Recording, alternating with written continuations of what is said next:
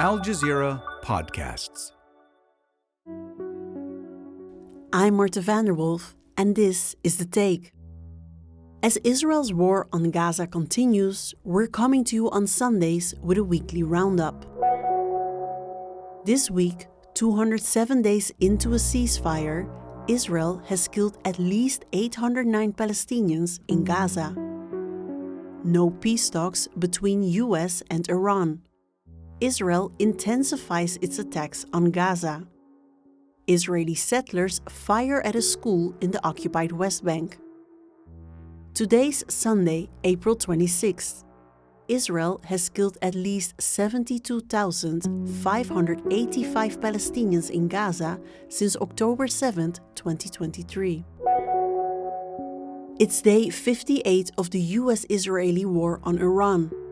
US President Donald Trump called off peace talks at the last moment. They were scheduled to continue in Pakistan this weekend. The Iranians said no formal talks were scheduled in the first place. Al Jazeera's Osama bin Javid reports from Islamabad.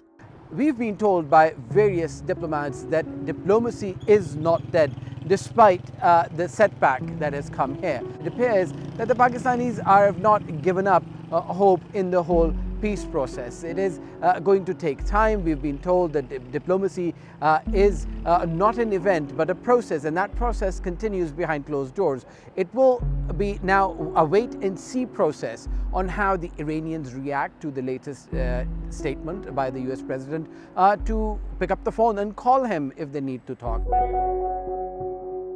The so-called Yellow Line imposed by Israel in Lebanon continues to raise fears of a long-term occupation. And despite a temporary ceasefire between Israel and Hezbollah, there have been multiple violations. Al Jazeera's Zeina Khdor reports from southern Lebanon. We are in Faroum, and it is among the villages that lie just north of the so-called Yellow Line that the Israeli military imposed. It is calling it a new security border. The Israeli military's map shows a zone several kilometers deep into Lebanon, from which it says it wants free of Hezbollah and weapons. We can't drive any further, it's dangerous, because according to that map, beyond this point falls within the Yellow Line zone. Israeli troops are a few kilometers from here, mainly in border villages. Israel asserts control by fire. By Israel's own admission, Hezbollah is still south of the Yellow Line. It said soldiers engaged with the fighters in recent days.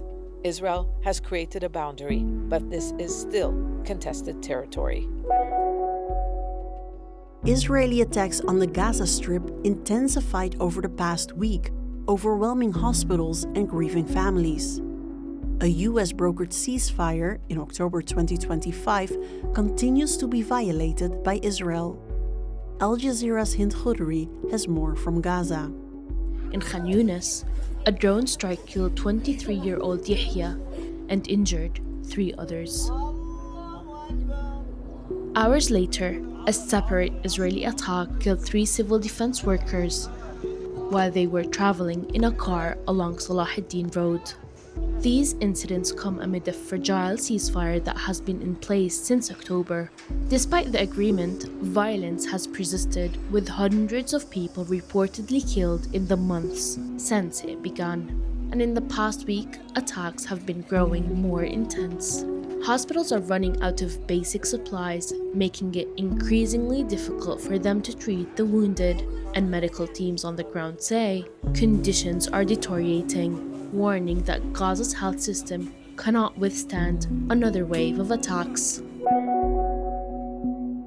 Israeli settlers killed 2 Palestinians after opening fire on a school in the occupied West Bank. One of the victims was a 13-year-old boy. Al Jazeera's Nour Odeh reports from Ramallah on the surge in settler violence this year.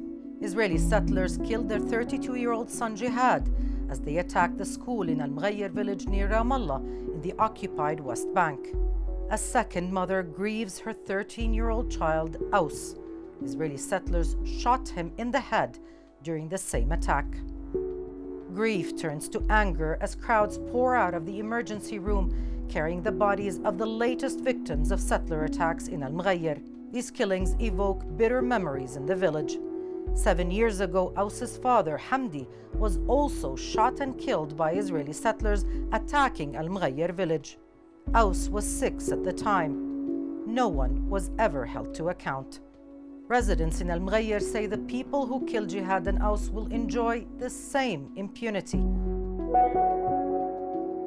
2 Israeli soldiers have been removed from duty and sentenced to 30 days in detention for destroying a statue of Jesus Christ in southern Lebanon. One soldier used a sledgehammer to damage the statue while the other photographed the act. Al Jazeera's Nida Ibrahim reports that Israeli forces have a history of attacking religious sites.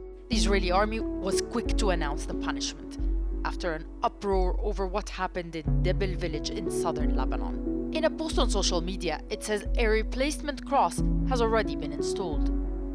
But if we look at the picture, the apology will start to look disingenuous.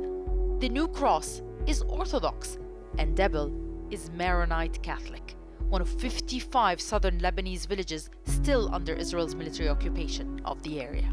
During its genocide in Gaza, Israel bombarded hundreds of mosques and all 3 of its churches. Among them, one of the oldest churches in the world. No one was charged, no one detained. Many officials around the world condemned the desecration of the cross. But its attacks against Palestinians do not often spark that level of outrage, even when proof exists. And that's the take for Sunday, April 26. Please join us again tomorrow. This episode was produced by me, Marthe Vanderwolf. Our sound designer is Alex Roldan, and Alexandra Locke is the Take's executive producer.